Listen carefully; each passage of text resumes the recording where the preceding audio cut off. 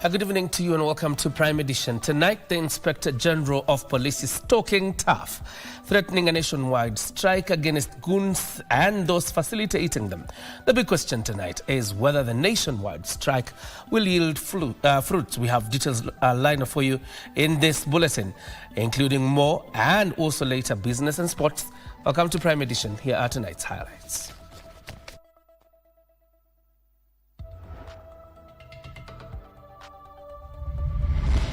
All criminals must stand on their own before a court of law and answer to their criminal activities. Kenya won't be a playground for goons.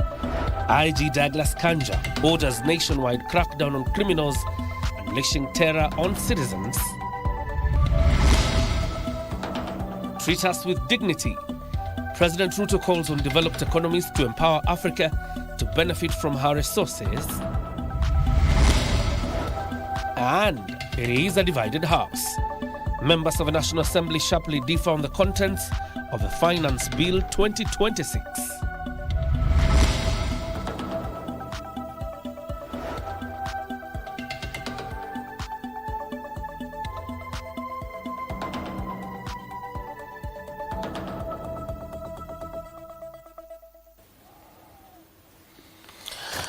John Jacob Kioria is my name. Welcome to the broadcast. And Wangeshi is a sign language interpreter. Now, the Inspector General of Police, Douglas Kanja, has ordered a nationwide crackdown on goons and gangs, unleashing terror on Kenyans, backed by some unscrupulous individuals.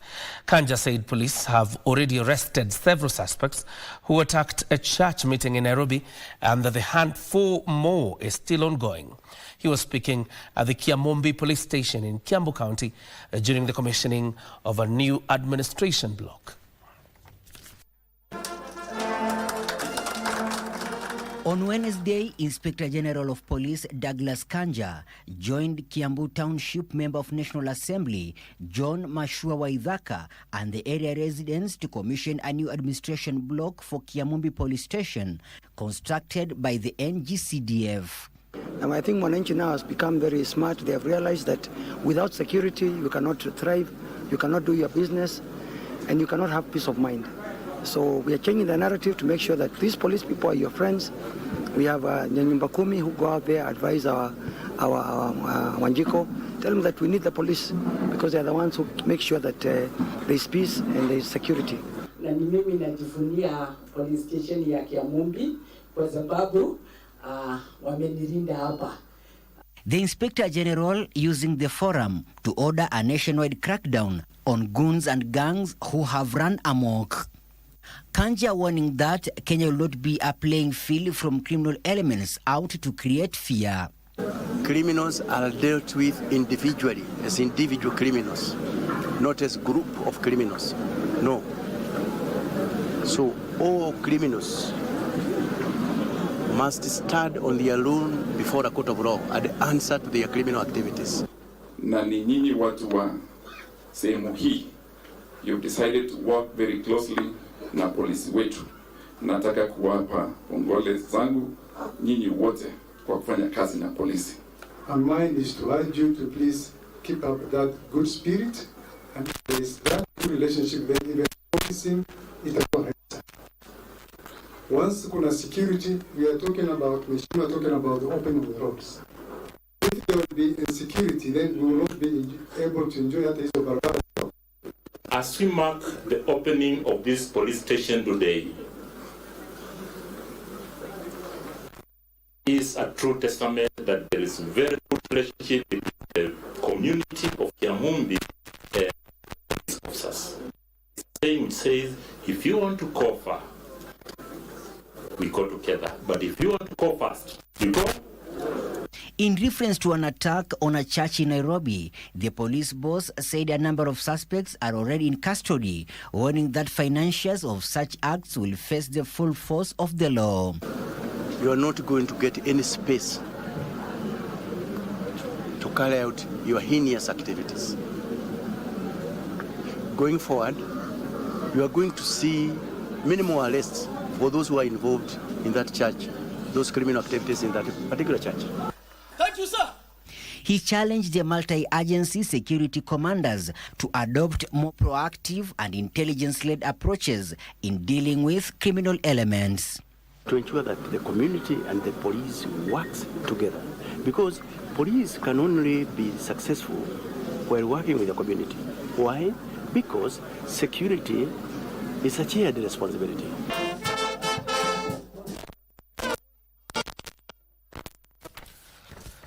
Let's cross over to France, where President William Ruto has challenged the world's leading economies to shift their engagement with Africa from the traditional extraction of raw materials to partnerships that create wealth on the continent. Speaking during the G7's working session on reviving balance and shared growth for all in avian France, Ruto argued that Africa holds the key to future global economic growth and rallied the G7 nations to pay greater attention to the continent's immense potential. President William Ruto on Wednesday addressed his fellow heads of state and government in Evian, France, where he emphasized Africa's positioning at the center of the world's economic future. The president noted that Africa possesses many of the critical minerals required to power the industries of the future, and the continent can no longer continue playing the role of a supplier of raw materials while value addition takes place elsewhere. The president told the G7 leaders that African nations are seeking a new approach to global partnerships, one based on fairness, mutual respect, shared benefits, and sovereign equality.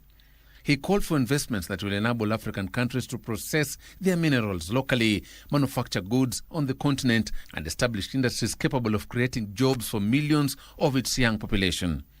President Ruto emphasized that value addition should happen where the resources are found, saying such an approach will benefit both Africa and its international partners, maintaining that Africa's challenge is not lack of resources, talent, or opportunities. Joseph Wahungu for Prime Edition.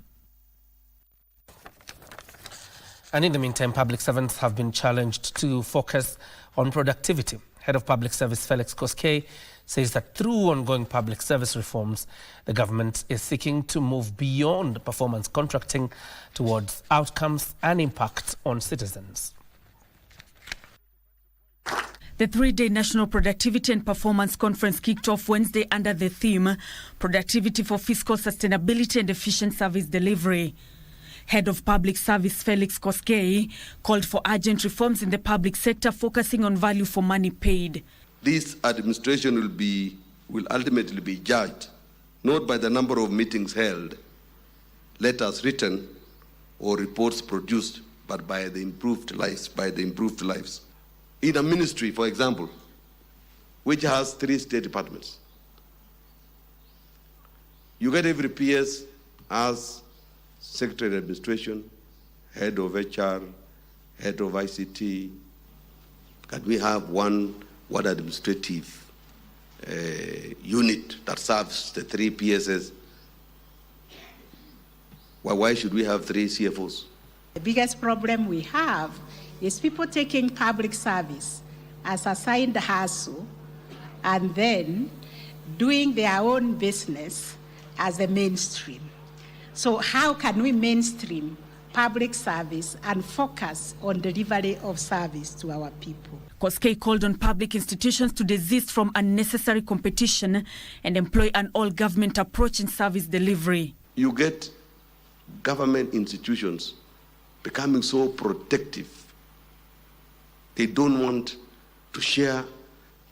They even take themselves to court. Where there is overlap, people sit and agree. Because we cannot move forward if we are fighting ourselves as government. Government institutions were urged to move beyond the traditional performance contracting, which largely focuses on measuring activities and targets, towards a productivity-centered approach that focuses on outcomes. And the performance contract has really helped us a lot, despite the fact that it has improved issues of accountability. What about the aspect of efficiency, that is value for money? The current performance contracting framework will require an overhaul and a move towards measurement of impact rather than process.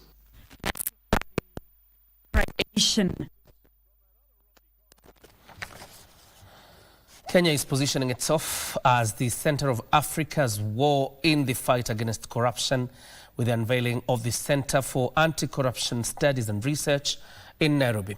Attorney General Dorcas Oduor, who spoke at the 8th Annual General Assembly of the African Association of Anti-Corruption Authorities, says the facility will drive evidence-based policy and innovation as corruption becomes more sophisticated and transactional. Members of the Fourth Estate, ladies and gentlemen, good morning. Nairobi is this week hosting delegates from across Africa who are meeting to chart anti-graft strategies. Speaking at the opening of the 8th Annual General Assembly of Africa's anti-graft bodies, Attorney General Dorcas Oduor says corruption remains one of the greatest impediments to the continent's economic transformation and can't be defeated within national borders alone. The fight against corruption is therefore not merely a legal or institutional undertaking. It is fundamentally a development imperative. Every act of corruption diminishes public confidence in institutions. Every illicit financial flow weakens national economies. Every stolen public resource undermines the dignity and aspirations of our people. Oduor said Kenya has strengthened its anti-corruption architecture through multi-agency coordination and recent laws like the Conflict of Interest Act and the Virtual Asset Service Providers Act to tackle digital finance and complex asset concealment. Corruption is constantly evolving, and our legal and institutional responses must evolve with it. Sustainable progress depends not solely on criminal prosecution, but on building resilient institutions that prevent corruption before it occurs.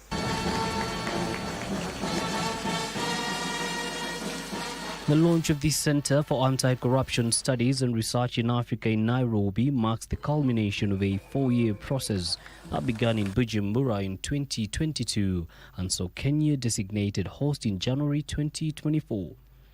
The Association of African Anti-Corruption Authorities describes the center as its research and analytical arm with legal personality and financial autonomy. The success of this center will depend on our collective commitment to generating the evidence and the insights necessary to strengthen anti-corruption achievements and interventions across Africa. We need to build robust, seamless frameworks for asset tracing, intelligence sharing, and of course, mutual legal assistance. EACC Chairperson Dr. David Oginde told delegates that Africa must innovate with artificial intelligence and blockchain, among others, to curb and prevent movement of resources from one place to another. Delegates agreed that anti-corruption agencies must deepen cross-border cooperation and speak with one voice against graft whenever it manifests if the continent wishes to achieve Agenda 2063 and the Sustainable Development Goals. Isufar reporting for Prime Edition. At this point, we take our first breather right here on Prime Edition. Don't go too far. We're coming back with more news and indeed business and sports.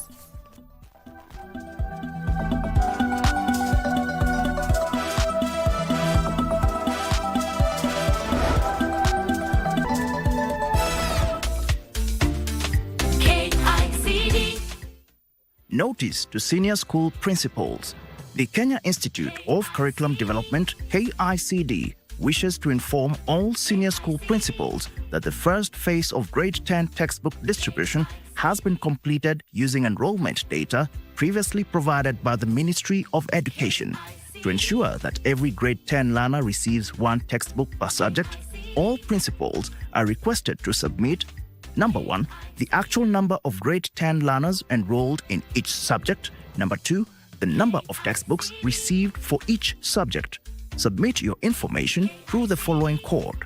For more assistance, email bookdistribution@kicd.ac.ke or call 0733 762 412. Deadline for submission is 19th June 2026. Schools that have already submitted the data need not resubmit. The Kenyan government is committed to ensuring that every learner has a textbook in every subject. KICD.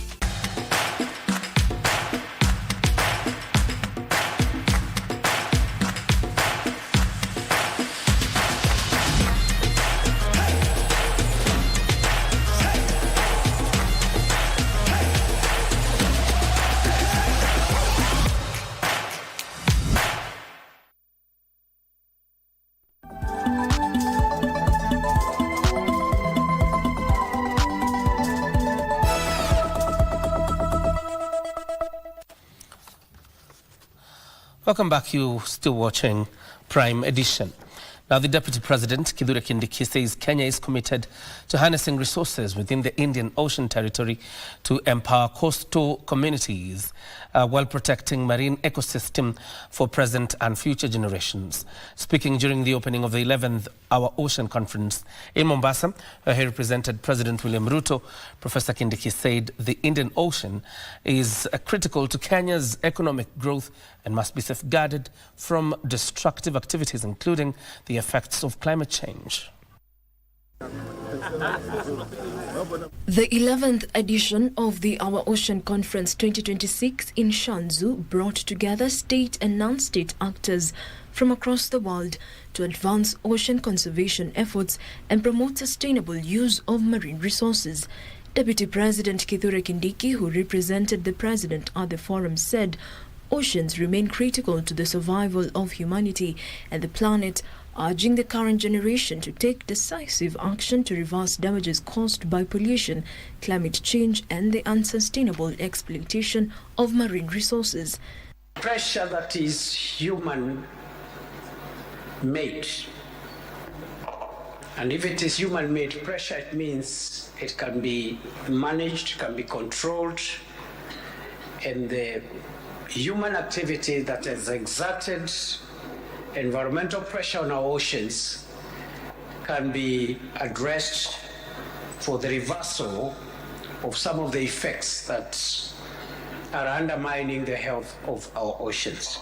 For generations, the Indian Ocean has shaped our identity, sustained livelihoods, facilitated trade, inspired culture, and created opportunities for millions of people across our region. Unfortunately, today, the ocean faces unprecedented pressure from climate change, marine pollution, biodiversity loss, habitat degradation, unsustainable exploitation of marine resources, and illegal, unreported, unregulated fishing.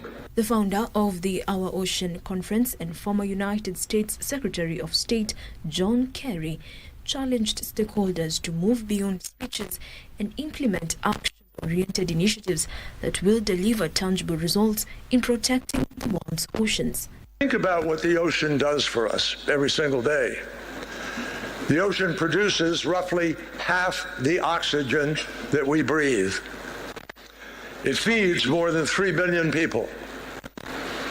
It supports the livelihoods, the jobs for hundreds of millions more people. And it carries approximately 80% of global trade. Jacqueline Masharia for Prime Edition. We turn our attention now to Parliament, where members of the National Assembly allied to the opposition have vowed to push for amendments to delete several clauses in the Finance Bill 2026 they claim are punitive. Making submissions at the close of the debate on the Finance Bill 2026, the legislators cited tax on importation of second-hand clothes and tax on mobile phones as contentious. However, legislators in support of the government fired back at the opposition, saying they're spreading propaganda and misinforming the public, saying no new taxes have been introduced to burden the citizens.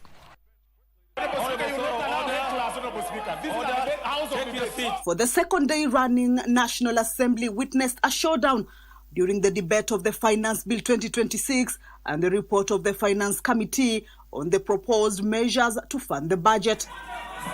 Other members, shouting does not add to the debate. Some of the contentious issues are taxes the opposition argues will raid the pockets of citizens, such as income tax, imported second-hand clothes tax, and tax on mobile phones. We do agree that we have been paying rent at a uniform rate of 7.5% tax. Now, what this bill proposes is, if you are a non-resident, you will be able to pay 30% of the income which comes from that rent. The question is, I'm non-resident, but my house is in Kenya. If I've been making $1 million shillings in a month, and the cost goes to by 30%, I have no choice as a business person, but I'll push some of that cost to the tenant. that the profits that are generated by non-resident shall be repatriated. So the order is, he has to. The point of order here, Madam Speaker. Yeah, the point of order here, Madam Speaker. The Finance Bill, National Assembly Bill number 26 of 2026, be now read a second time. Will as many as are of that opinion say aye? Will as many as are of a counter opinion say nay? The ayes have it. To state their position, legislators allied to the government maintain that the rumored massive tax increments are non-existent but fertile imaginations. We want to guarantee the country that there is no any increased taxation on rental income. What is happening now, as currently in the law, any tenant whose landlord is a non-resident person is required to withholding tax and remit to KRA. And this information that there is added taxation on mitumba. There is no, in our reports, any increase in taxation for mitumba. An explanation, the opposition objected, maintaining that if it is not in the finance bill, it does not exist. It is true they want to zero rate the issue of mitumba, but what they are not telling you is that they want now the VAT that people who trade in that business have been claiming, they will not be able to claim. Kuna increase, wanaongeza taxes za kulipa kwa M-Pesa. Kwa hivyo chochote tunachofanya kwa M-Pesa unakatwa kodi ambayo inaongezeka. With the general debate now officially concluded, the battle shifts to the critical committee of the whole house stage, where the bill will be scrutinized clause by clause. The opposition vowing a volley of amendments to completely do away with mobile phone and clothing taxes and force the inclusion of the 30,000 shilling tax band into the current bill. Kamche Menza for Prime Edition. The National Executive has intensified its engagement with the Ol Kalou residents barely a month to the parliamentary by-election. Social Protection Principal Secretary Joseph Mutari led registration of elderly citizens to the cash transfer program in Ruri, while Gender PS Anne Wangobe issued 26 million shillings to 60 women groups in Mirangine area. Barely a month to the Ol Kalou parliamentary by-elections, the national government has intensified engagements with the area residents by availing services in villages. Social Protection Principal Secretary Joseph Mutari led the registration of elderly citizens for the cash transfer program in Ruri area. PS Mutari rallying the elderly to support the government of the day since it has streamlined the cash transfer program. Nyinyi mkae ndani ya serikali, mwambie vijana wetu tutembee na serikali. Ndio hii miradi yote iendelee kukuja. In the neighboring Mirangine area, Gender PS Anne Wangombe and her correctional services counterpart Salome Muhia were issuing 26 million shillings to 60 women groups registered under Women Enterprise Fund. The principal secretaries rallying the Ol Kalou residents to elect the UDA candidate and benefit from his connection with the government of the day. We are confident that the women will move from one level to the next economically, and they will be able to support their families. And we are happy when women are empowered, because we know that empowered women are unlikely to endure abuse. You are aware that in the recent past, our country has been experiencing a dark and brutal wave of violence against our women and girls. The structures around this formation are very well established, so no woman has an excuse not to benefit from this. And of course that money is very instrumental to help the woman acquire and achieve financial liberation, financial freedom, and be able to educate her children, look after her family. The Ol Kalou parliamentary by-election is scheduled for the 16th of next month. Michael Mondiga for Prime Edition. Away from the politics of the Mount Kenya region, the High Court, or rather the Central Organization of Trade Unions, KOTU, has welcomed the ruling by the Employment and Labour Relations Court in Mombasa that ruled in favor of casual workers outsourced by employment companies in the country. KOTU boss Francis Atwoli says that the ruling paves way for such workers to join their preferred union and subscribe to a collective bargaining agreement that will ensure they are remunerated appropriately. The 38-page ruling by Lady Justice Monica Mbaru, which was brought by the Kenya Plantation and Agriculture Workers Union, will see workers in industries and companies not taken advantage of and discriminated against. KOTU boss Francis Atwoli says that the ruling paves way for the labourers to join their preferred unions and subscribe to a collective bargaining agreement that will ensure they are paid appropriately to better their lives. Atwoli says that KOTU will forward the ruling and their further recommendations to the Labour Ministry to ensure it is forwarded to Parliament for further enforcement to protect the thousands of workers in this sector. Lawyers and those who are involved, because we have so many agencies, private companies that have hired people that they use them as merchandise, as slave trade to whoever wants to hire them, and then they are underpaid. You find that somebody who comes to your enterprise or he has been employed where you are working, you are doing the same job, the same education you have, and this person is paid a half of what you are getting. These people will now be allowed to join a union of their own choice, and two, they will be paid as per the collective bargaining agreement existing where they are hired to work. That is the biggest achievement. This outsourced person shall also, if not a member of any trade union, be allowed to subscribe to an agency fee so that they can equally enjoy terms and conditions of service of that particular enterprise.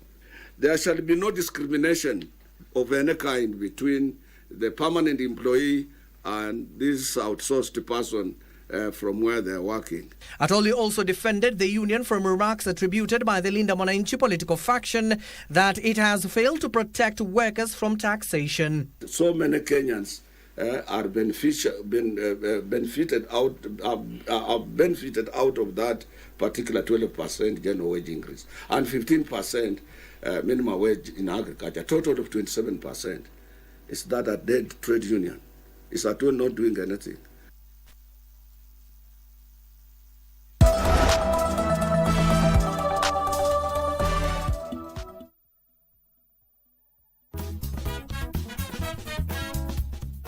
Looking for sisterhood, craving solidarity, ready for a space where every woman belongs? Then Dada's Show is the show for you.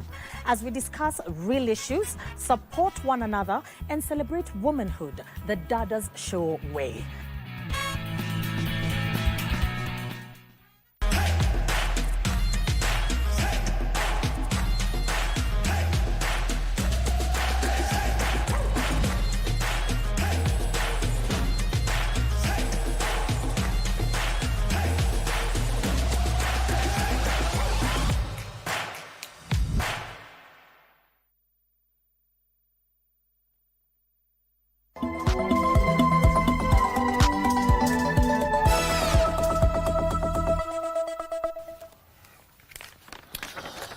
Welcome back. The High Court has dismissed an application seeking to overturn a 20-year sentence for a robbery with violence slapped on the alleged nephew of former Deputy President Rigathi Gachagua and alleged son to former Nyeri Governor Ruto Gachagua.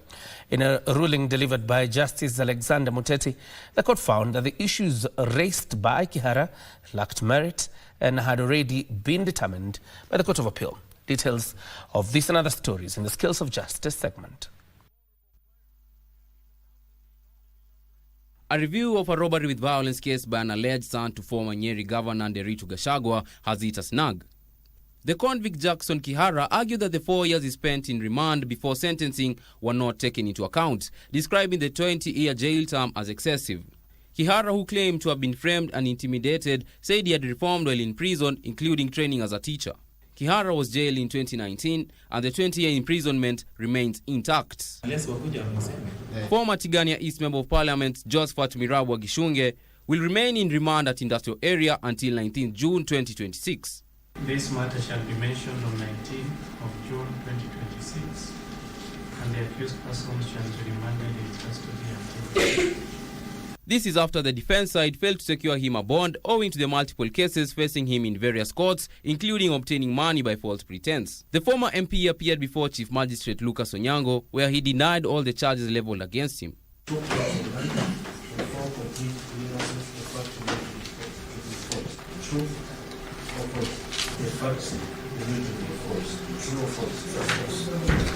Elsewhere, 67 border riders were presented at the Milimani Law Courts following an ongoing crackdown on rogue border riders.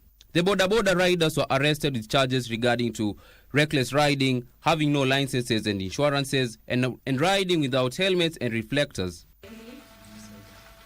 Umeshtakiwa kwa kuendesha pikipiki KMGH 661W aina ya Honda bila insurance. Ni kweli si kweli? To become to our honor. Appearing before Resident Magistrate Daisy Mutai, all the 67 border riders were fined. Kukosa kufuata maagizo za barabarani, faini yake inafika 50,000. Ndio ujue kurudi pale barabarani uweze kuzingatia hizo maagizo. The crackdown follows last Friday's attack by goons on motorcycles on participants on a post-budget meeting that was taking place at All Saints Cathedral Church in Nairobi. Bruce Mayo for Prime Edition. Before we do business, the county government of Nairobi is under pressure to settle pension arrears owed to former employees of the defunct Nairobi City Council. In an advisory opinion, the Commission on Administrative Justice said the county inherited obligations of the former local authority, including pension liabilities, and cannot therefore shift responsibility. There's more stories in our county news roundup. The Ombudsman has said pension rights are constitutionally protected, warning that failure by the Nairobi County to clear arrears of former employees amounts to administrative injustice. The Commission advised Nairobi County to verify the outstanding claims, classify them as pending bills, and develop a payment plan. Retirees are demanding urgent settlement of their dues, accusing the county of delays. Tulipoingia katika bunge ya county, walikubali ya kwamba hiyo vitu yote wamepitisha kwa bunge, wafanyikazi walipwe kazi. Na wanasema fuateni Sakaja. If there is anybody who is slippery among the governors that I've ever seen, or the mayors in this Nairobi city since I started working there, that guy is good. Unajua vile unaweza shika kona inakuwa slip. That is how Sakaja is. Still in Nairobi, Gertrude's Children's Hospital has called for an increased investment in pediatric healthcare. The hospital that opened an 18th branch in Utawala said access to specialized care for children is a key pillar of child care. So all healthcare in the world is really moving toward patient services for many reasons. One is to increase access. Everybody needs to get access to a healthcare facility within 5 kilometers where they live. So in that spirit, we try to provide services closer to our clients as much as possible. Meanwhile, residents of Kagumo town in Kirinyaga County have raised concerns over rising cases of insecurity. The locals say lack of security is adversely affecting their livelihoods. Tunahimiza vijana ambao wanatumika kwamba wasikubali kutumika na yeyote kuharibu area zetu, kuharibu amani yetu, hasa ambayo tunasema tumeigaramika ili kuipata vile ambavyo iko. And residents of Kisoko in Nambale constituency, Busia County, have called on security agencies to intervene and initiate an investigation after the 3 million shillings water project was vandalized at Kisoko Boys Primary School. Shida hii, lakini mtu amekuja kaziba shimo hilo kwa kutumia mchanga. Tulijua maji yangetusaidia sana katika kupikia wanafunzi chakula chao cha mchana, katika mambo ya irrigation kwa shamba letu la agriculture kule chini, na pia kwa matumizi yao wakati wa michezo. Shule zinapojumuika hapa kwa michezo, wamekuwa wakitumia maji haya kuyakunywa. Uchunguzi ufanywe kiharaka, mtu aliyehusika apate kushikwa. Finally, efforts to restore peace along the West Pokot Elgeyo Marakwet border are bearing fruits. Sigor Member of Parliament Peter Lokchakapong commended ongoing peace initiatives, urging residents from previously conflicting communities to continue living in harmony. Kwa sababu ya ukosefu wa usalama, tunataka kushukuru serikali ikiongozwa na William Ruto, serikali ambayo tuko ndani, serikali yetu, kwa sababu wale ambao walihama sasa wamepewa mabati ili waweze kurejea hapa na kujenga maboma yao upya. So kupitia ofisi ya DCC na serikali yetu hii, sasa mabati iko pale na kuna kamati imeteuliwa. Yule ambaye yuko tayari kujenga nyumba yake anapewa mabati, anajenga, na watu warudi na warejee. Sasa wakati amani imetulia. For Prime Edition, I'm Alvin Counder.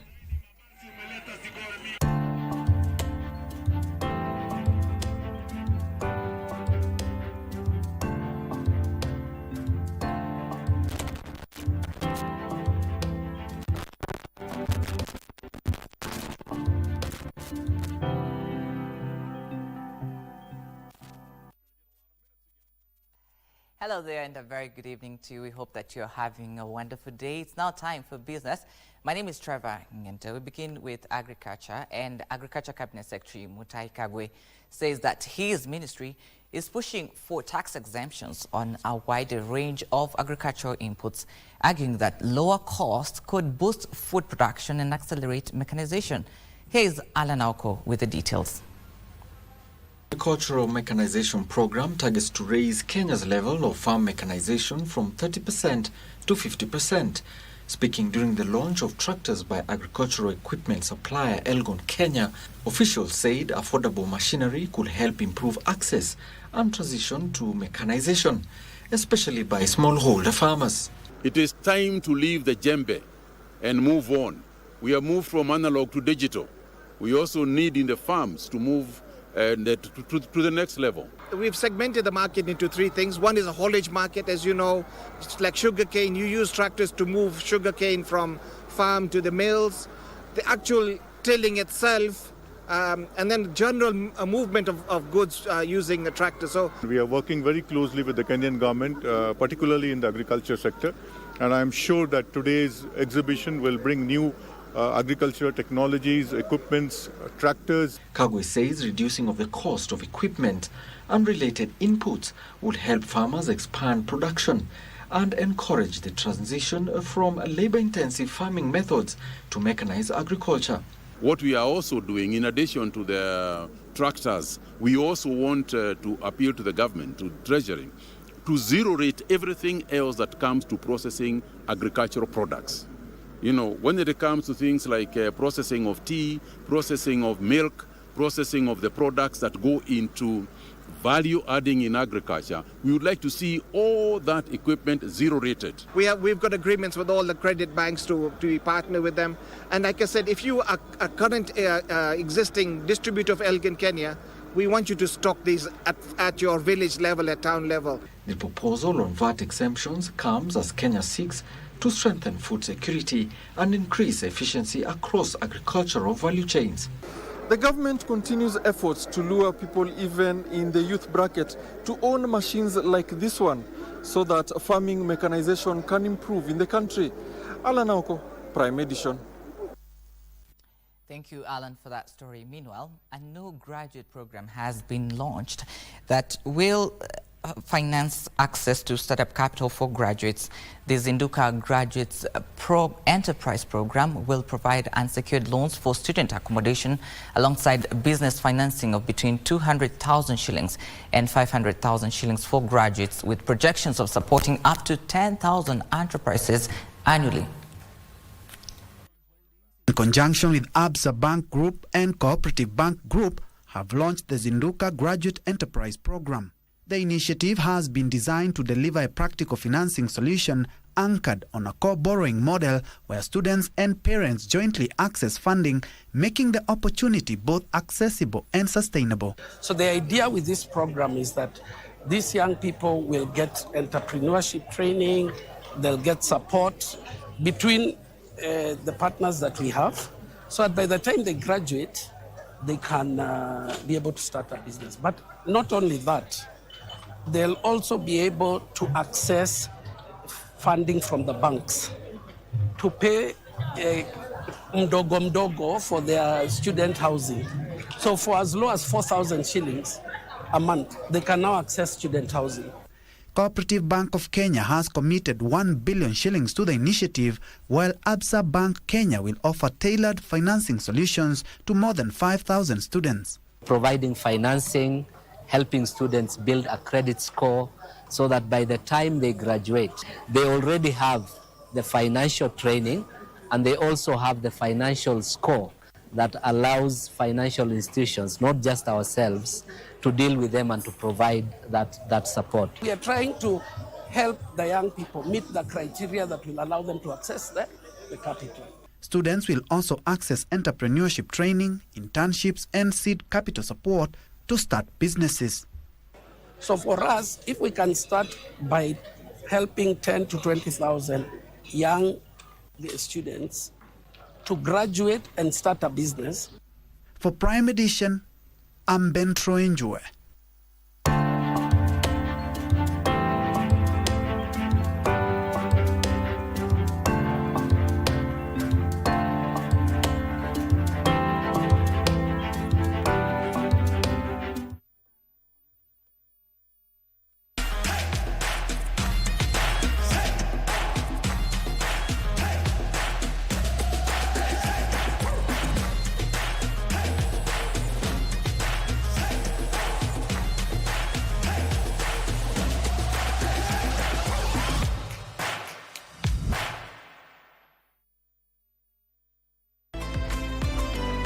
Uchaji Mungu hauonekani kwenye uso, hauonekani kwenye mavazi wala kwenye mwili, bali uchaji Mungu upo ndani ya nafsi ya mtu. Kaa na watu kwa tabia njema.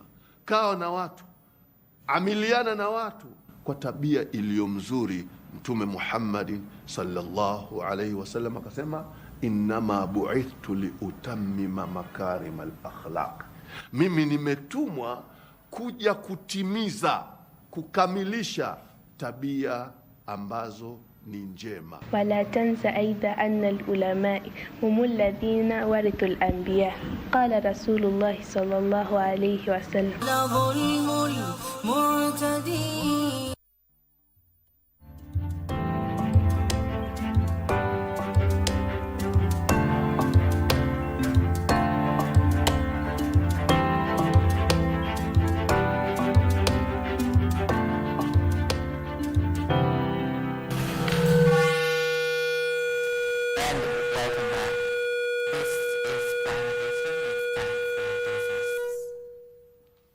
Sorry for that hitch.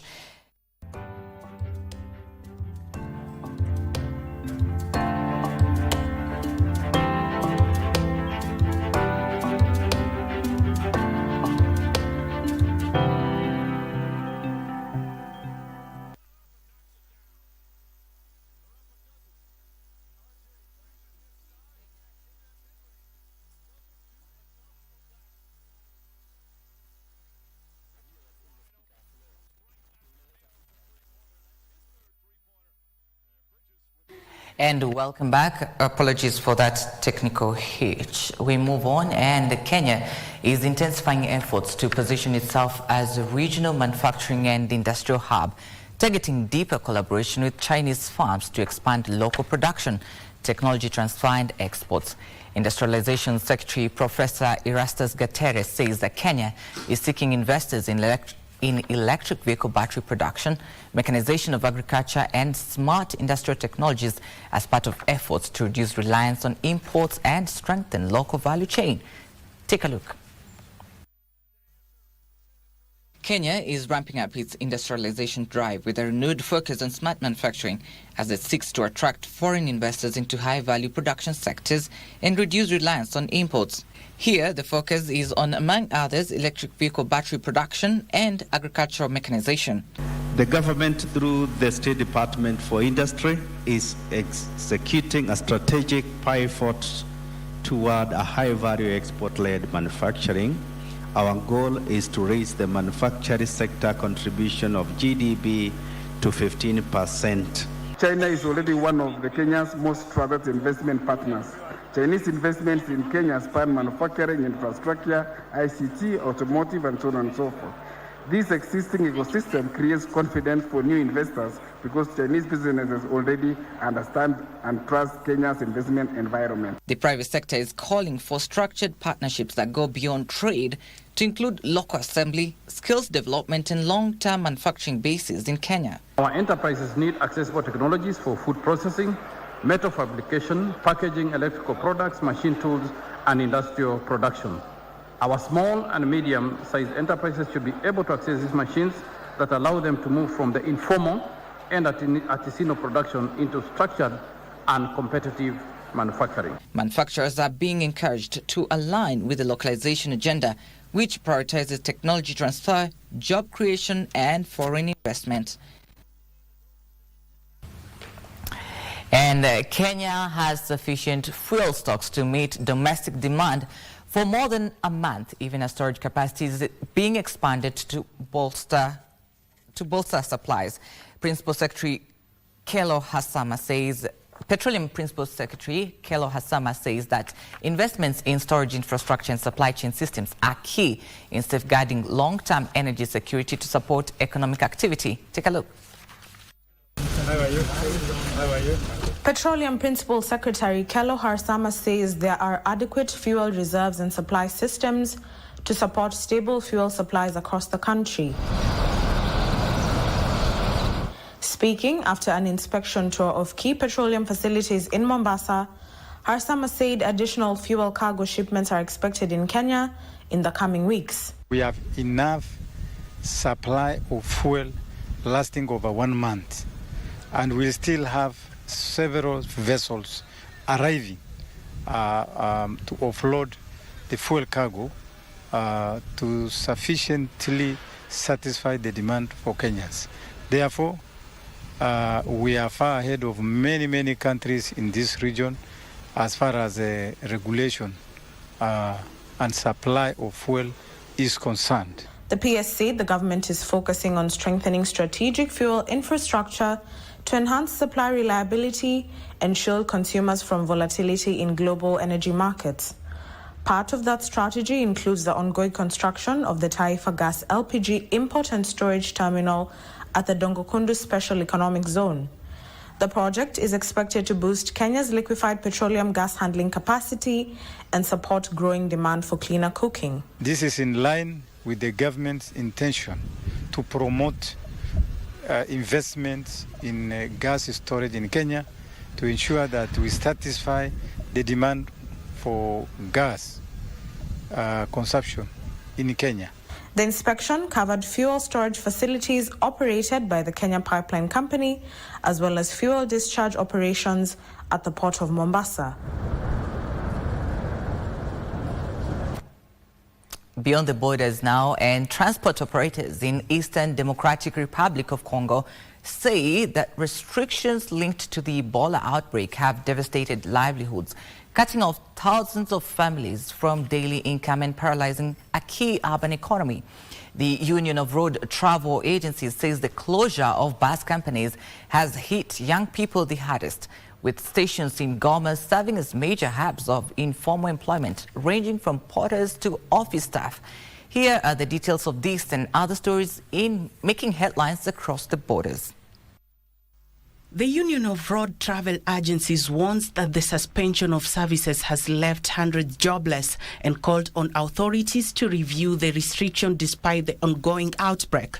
Health officials in the Democratic Republic of the Congo say the Ebola epidemic has so far recorded 837 confirmed cases and 192 deaths, and are warning that the outbreak is expanding. Amid this movement, controls continue to disrupt trade and daily socio-economic activities. In Goma, most transport firms remain shut, halting services that once carried thousands of passengers each day and triggering wider economic strain across households and small businesses. Meanwhile, maritime intelligence firm Tanker Trackers say at least 2 super tankers operated by the National Iranian Tanker Company have broken through a U.S. naval blockade carrying a combined 3.8 million barrels of Iranian crude.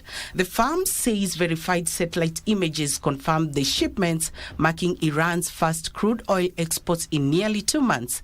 It added that the National Iranian Tanker Company-owned Tanker Stream has now departed Pakistan's exclusive economic zone after being held for 7 weeks awaiting clearance to return to Iran. The developments come amid heightened scrutiny of Iranian oil movements in key shipping lanes. Finally, the Council of the European Union has approved Ukraine's accession to the EU Cybersecurity Reserve, allowing it to access emergency support in the event of major cyber attacks. The mechanism run by the EU Agency of Cybersecurity brings together private sector incident response services to help counter large-scale cyber threats. EU officials say the move is part of wider efforts to strengthen preparedness, rapid response, and cooperation of cybersecurity across Europe and partner countries. The EU is also preparing to open the first phase of post-accession negotiations with Ukraine and Moldova, focusing on rule of law and institutional reforms. Reporting for KBC Channel 1, my name is Britton Elia. Thank you so much, Britton Elia, for that story. And that marks the end of our business news tonight. Thank you so much for your valued company. My name is Trevor Ngendo. Coming up next is Sports News with Daniel Wahome.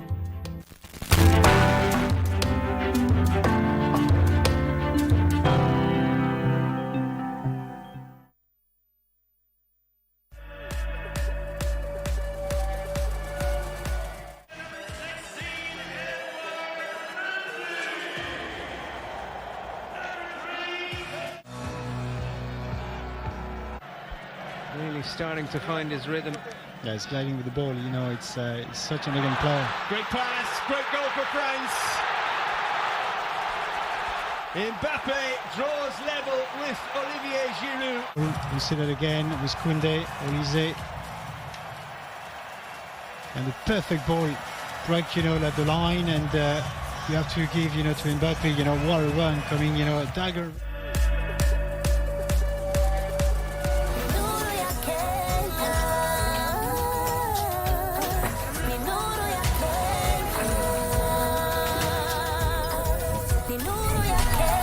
Star 977 hash or download my Power app to access Kenya Power services fast and easy.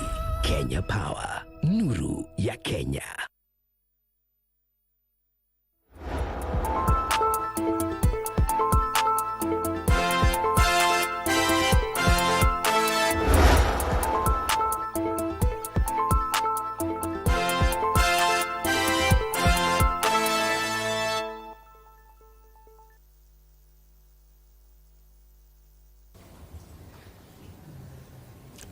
A very good evening to you. My name is Daniel Wahome. Welcome to Prime Edition Sports. Now, the Kenya Under-17 women's national team, the Junior Starlets, shared the spoils with Tanzania following a 1-1 draw in their 2026 CAF Women's Under-17 Championship in Dar es Salaam, Tanzania. Tanzania opened the scoring in the 39th minute before Joel Nanjala scored a last-minute equalizer for Kenya. The result means the Junior Starlets finished top of Group A to affirm their place in the semi-finals, where they will face Group B's runners-up. Other results saw Somalia thrash Sudan 8-2 to record their first victory in women's football. Uganda, meanwhile, defeated Zanzibar 3-0, while South Sudan saw off Djibouti 6-0 in Group B matches. Junior Starlets are unbeaten in the championship after thrashing Sudan and Somalia in their earlier matches.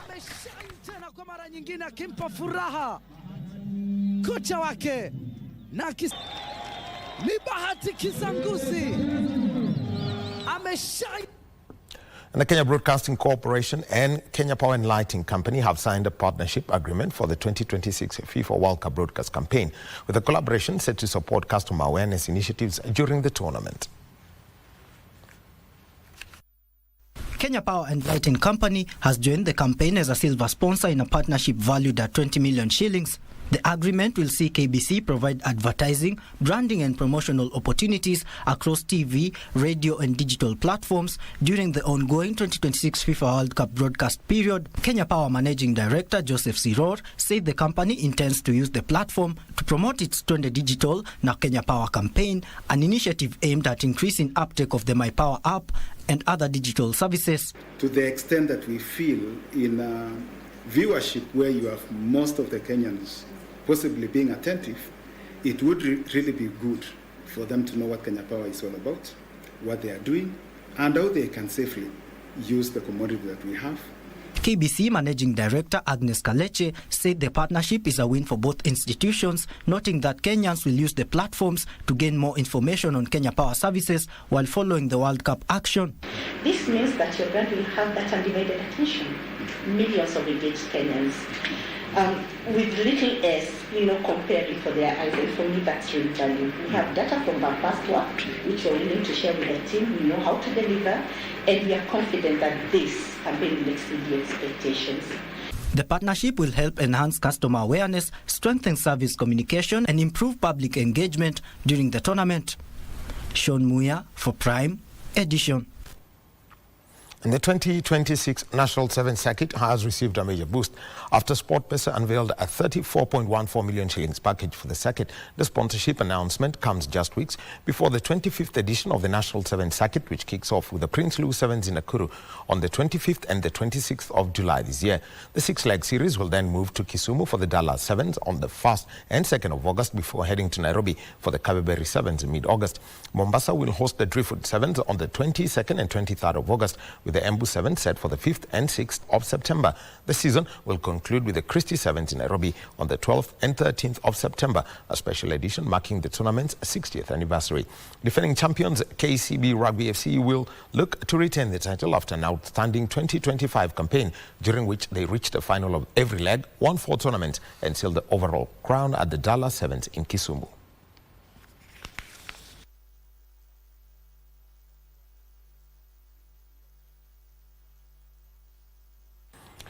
And Nairobi City Thunder have received a major boost ahead of the remainder of the 2026 season after securing a 10 million shilling sponsorship deal from I&M Bank. The sponsorship is expected to strengthen the club's preparations for domestic and continental competitions as they continue with their rise in African basketball. The sponsorship will support the Nairobi City Thunder's operations and participation in upcoming tournaments, helping the club meet the demands of competing at the highest level. Thunder have emerged as one of Kenya's top basketball sides, winning back-to-back unbeaten Kenya National Basketball League titles and becoming the first Kenyan club to qualify for the Basketball Africa League.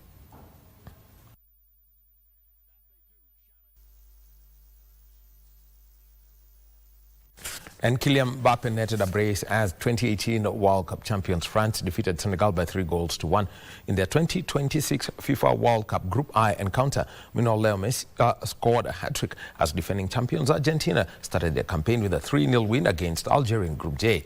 Mbappe found the back of the net in the 66th minute before Bradley Barcola scored the second in the 82nd minute. Senegal pulled a goal back before Mbappe added a third a minute later to seal the win, while also becoming France's all-time top scorer with 58 goals ahead of Olivier Giroud. Elsewhere, Argentina defeated Algeria 3-0 thanks to a Lionel Messi hat-trick, which put him as joint top scorer